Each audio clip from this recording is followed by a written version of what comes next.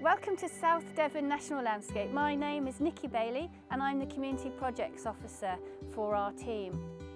This is one of our beautiful estuaries in our protected landscape. We have 5 that cross our national landscape in South Devon, and this one is a little bit different to the others, whereas if you're doing the South West Coast Path, you will have to wade across this estuary. The other estuaries you can get across by boat, but this one's a little bit more of an adventure, and we're going to show you how it's done today.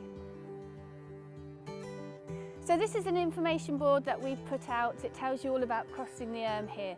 This one's on Mothercombe, on the side we're on today, and there's one on the other side, on the Wonnall side of the estuary as well. Exactly the same. It's got a nice picture of the estuary and it shows the crossing point that you should follow to take when you go over. When you're planning your crossing, you can find this information here on the board that gives you the tide time. So you can find the right date and have a look on here and it will tell you the times of low water on that day.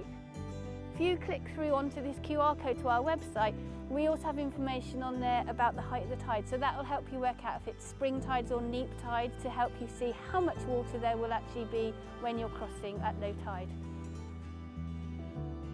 We recommend that you only cross this estuary 1 hour either side of low tide. Now today we're on a neap tide, so it will be slightly deeper than it might be if it was a spring tide.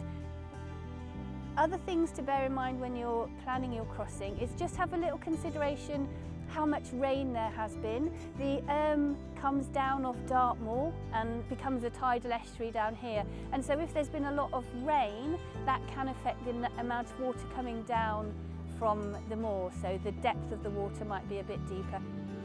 So when you come down the slipway here, you would look over to the other side, and on the other side you'll see a corresponding slipway. These are really old slipways that have been here for years and years, and they're a great marker point for us to use for crossing over.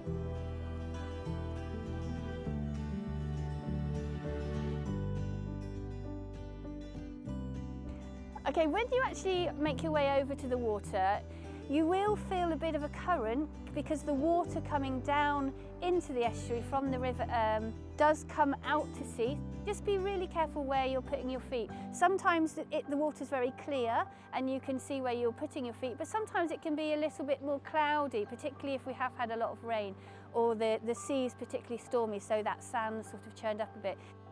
We found that it doesn't come much more above my knee, and I'm not very high, I'm only 5'2", so if you're taller you might not even get wet kneecaps. But what you might want to do is just roll your shorts up a little bit if you don't want to get them wet. If you're wearing walking boots, obviously you might want to take them off, and I would suggest if you do have some kind of water shoes or beach sandals, it's quite good to put them on because it's a bit stony underfoot and you don't want to hurt yourself or trip as you're going over. A really good idea if you've got them is to use your walking poles, especially if you've got a backpack on.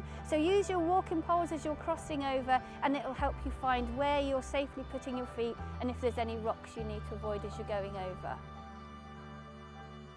So really important to bear all those things in mind when you're making your safe crossing.